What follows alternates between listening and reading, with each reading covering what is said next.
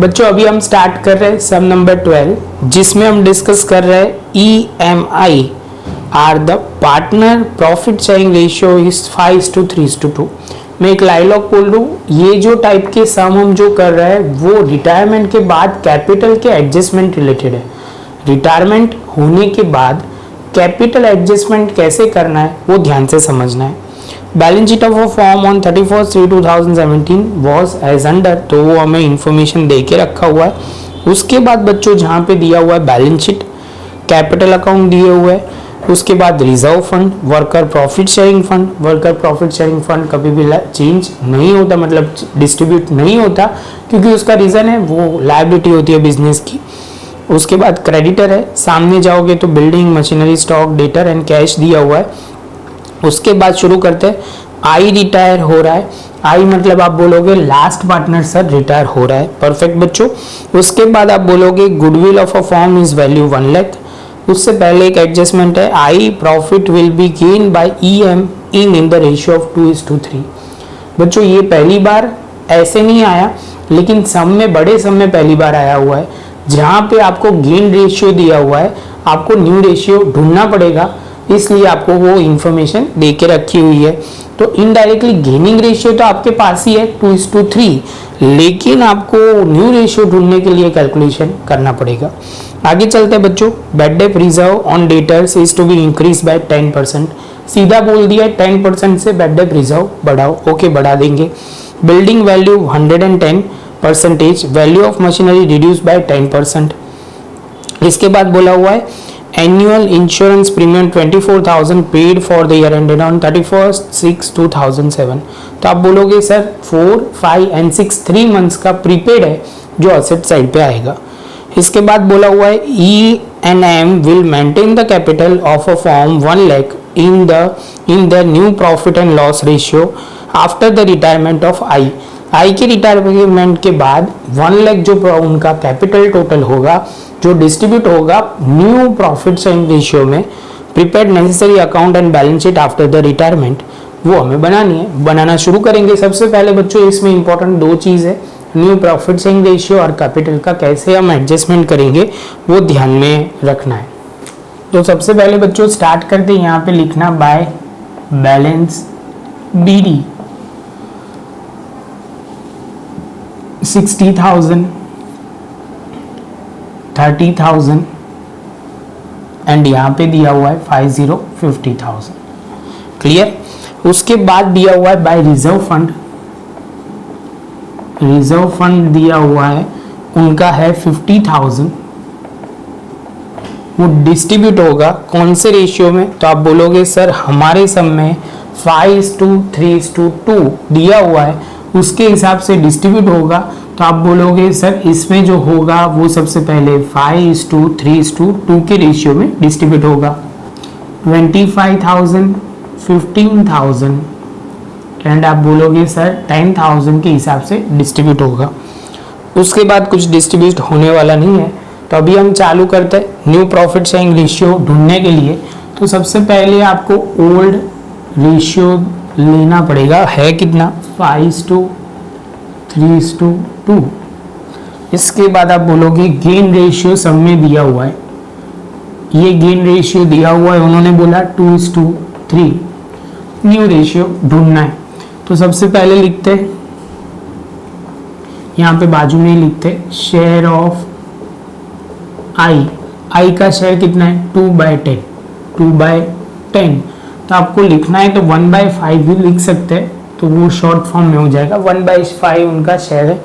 अभी आप बोलोगे सर जो गेन करेंगे 2:3 के रेशियो में E&M, तो हम लिखेंगे सबसे पहले जो उनका शेयर है 1/5, जिसमें से 2/5 एंड 3/5 आप बोलोगे वो सर उतना शेयर E&M ले लेंगे। तो इनका लिख देते हैं gain of E, gain of M। तो यहाँ पे 25, यहाँ पे है 2, यहाँ पे 3, यहाँ पे 25। जैसे ये पॉइंट कंप्लीट होता है, इसके बाद बच्चों आपको क्या करना है, गेन हमारा आ गया। गेन आने के बाद आप बोलोगे सर अब क्या करना है, तो बहुत सिंपल है बच्चों। गेन आने के बाद आप बोलोगे sir new ratio is equal to, तो आप बोलोगे sir old ratio plus gain ratio. तो ये गेन अमाउंट लिखोगे, गेन लिखोगे तो चलेगा। सबसे पहले ई की बात करते हैं, ई एन एम। तो ओल्ड रेशियो बच्चा कितना है, तो आप बोलोगे सर ओल्ड रेशियो बहुत ही सिंपल है, यहाँ पे दिया हुआ है ओल्ड रेशियो। पहले आप बोलोगे सर 5/10 एंड 3/10 प्लस करोगे गेन कितना है, तो यहाँ पे होगा 2/25 एंड यहाँ पे 3/25। अभी आप देखोगे सर, बोलोगे कि सर एलसीएम कितना लेना पड़ेगा, तो एलसीएम लेते हो तो भी चलेगा, और आप बोलोगे सर इनडायरेक्टली आपको कैलकुलेशन करना है तो भी चलेगा। हम कर लेते हैं एक एलसीएम। देखो एक बार करके दिखा देता हूँ, कंफ्यूजन ना है, कई बच्चे मुझे पूछते हैं इसलिए मैं कर रहा हूँ।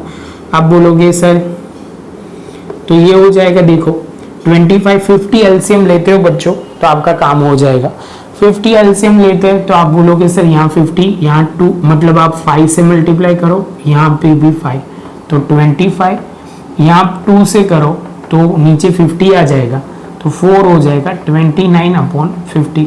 सेम वे आप बोलोगे सर एलसीएम यहाँ पे करेंगे 5 से 5 से मल्टीप्लाई करेंगे, 5 से मल्टीप्लाई करोगे तो हो जाएगा 15, और यहाँ पे होगा 2 और यहाँ पे भी 2 तो 6 एंड 50 तो 21/56। तो आप बोलोगे सर न्यू रेशियो जो आया है वो कितना आया है, इसको नीचे 50-50 है तो आप बोलोगे 29:21। कितना आएगा 29:21।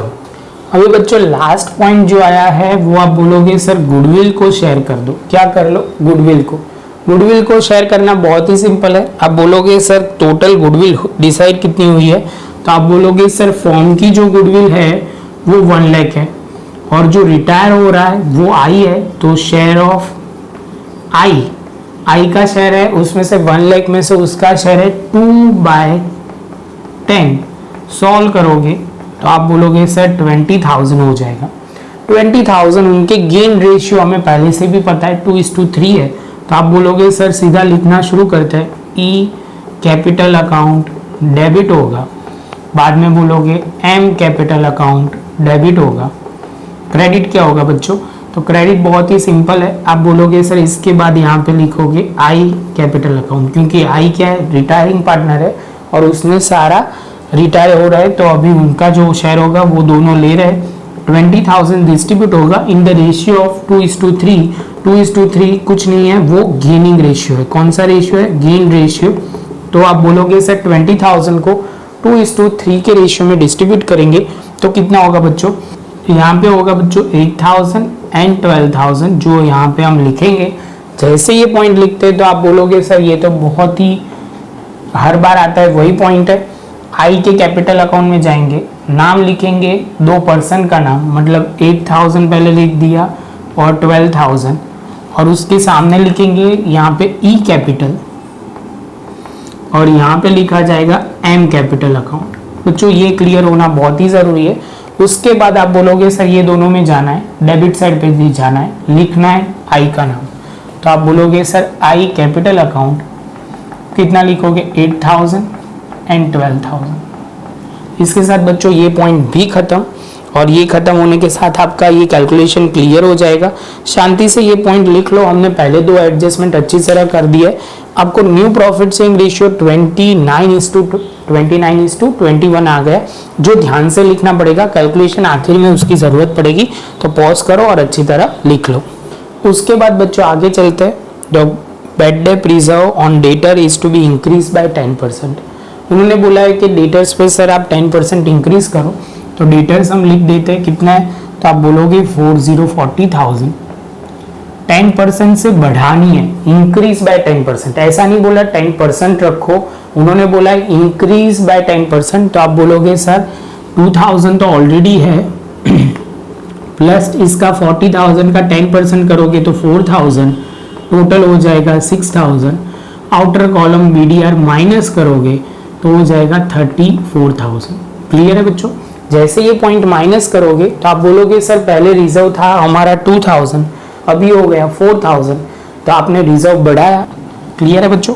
उसके बाद आगे चलते हैं, तो आप बोलोगे सर ये तो क्लियर हुआ। उसके बाद वाला जो पॉइंट है वो ध्यान में रखना है, वो है बिल्डिंग वैल्यूड 110, तो मतलब आप बोलोगे सर बिल्डिंग की जो वैल्यू होगी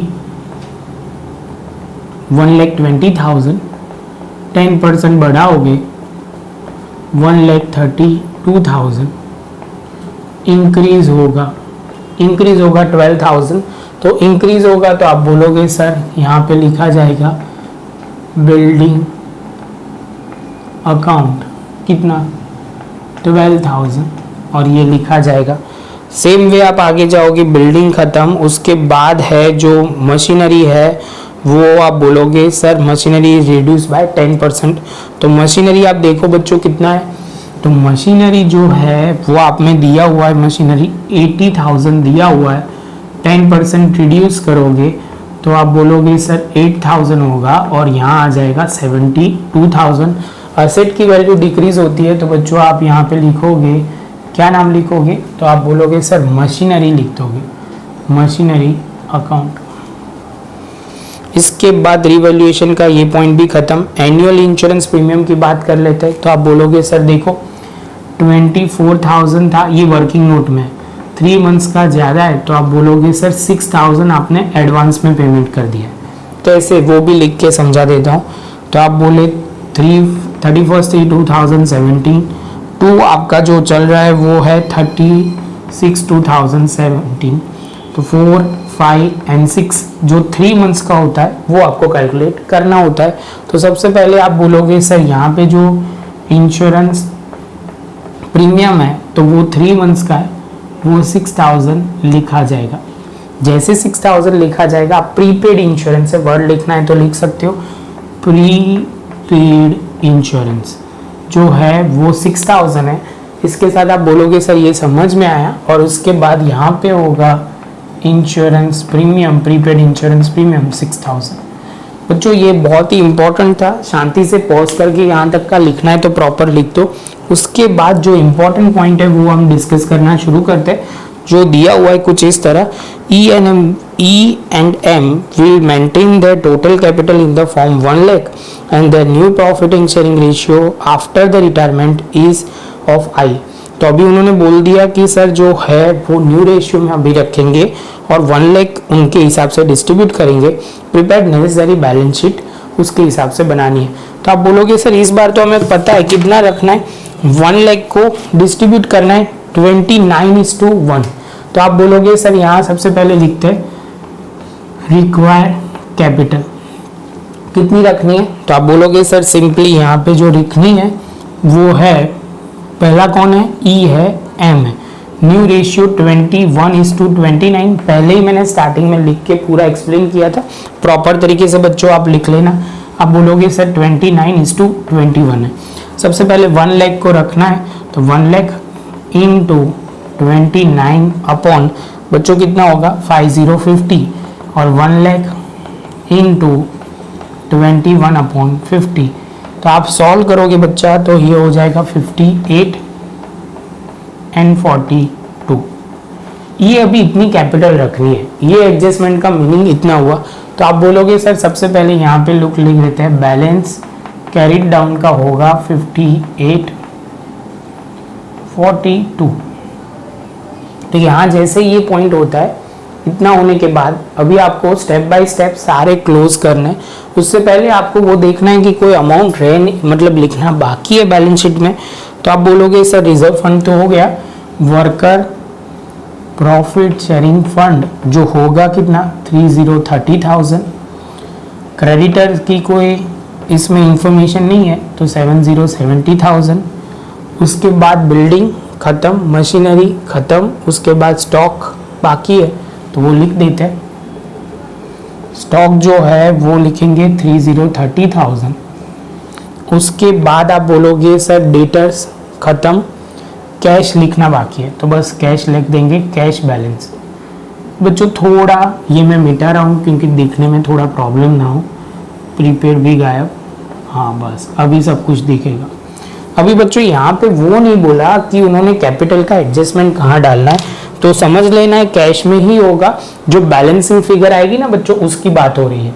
सबसे पहले आप बोलोगे सर टोटल करना शुरू करते हैं, इसमें तो प्रॉफिट बहुत सारा है, तो आप बोलोगे सर बच्चों वो बैड डेट रिजर्व बढ़ानी थी तो गलती से हमने क्रेडिट साइड लिख दिया, जो लिखना था डेबिट साइड पे। BDR आपको 4000 से बढ़ानी है तो वो डेबिट साइड ही होता है, ऑब्वियसली वो ध्यान में रखना है। 18,000 माइनस आप बोलोगे 12,000 बच्चों तो होगा 6,000, जिसमें लिखेंगे कैपिटल अकाउंट EMV, डिस्ट्रीब्यूट होगा 3,000, 1,800 एंड 1,200।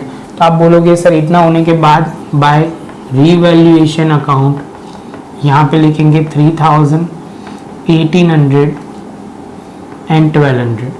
जैसे ये पॉइंट कंप्लीट होता है उसके बाद वाले स्टेप में आपको आगे बढ़ना है बच्चों।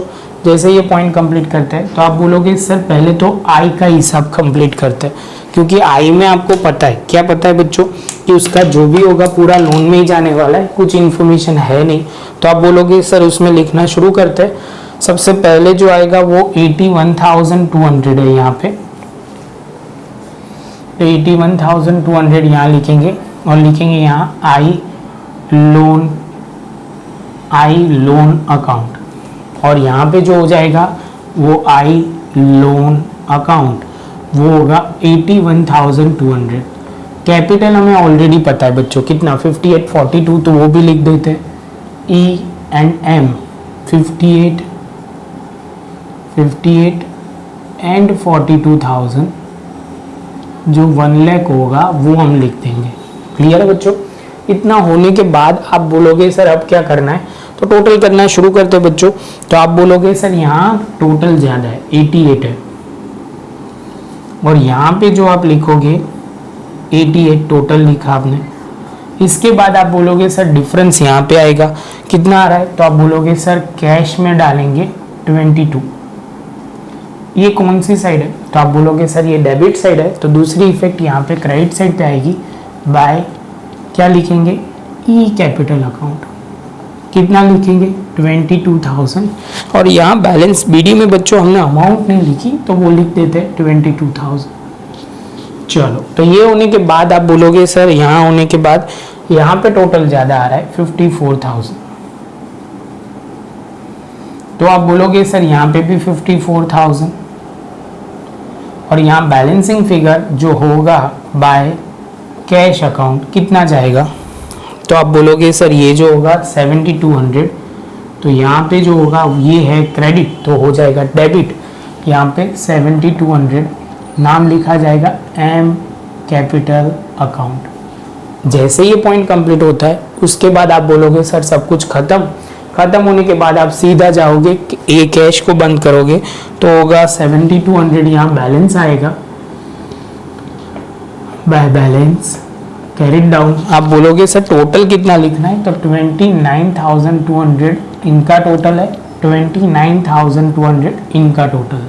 जैसे टोटल कंप्लीट होता है तो आप बोलोगे सर यहाँ बैलेंस कैश में लिख दो 7,200, और टोटल अभी हमारा सब कुछ आ ही गया है, तो आप बोलोगे सर टोटल जो होगा 2,81,200, 2,81,200।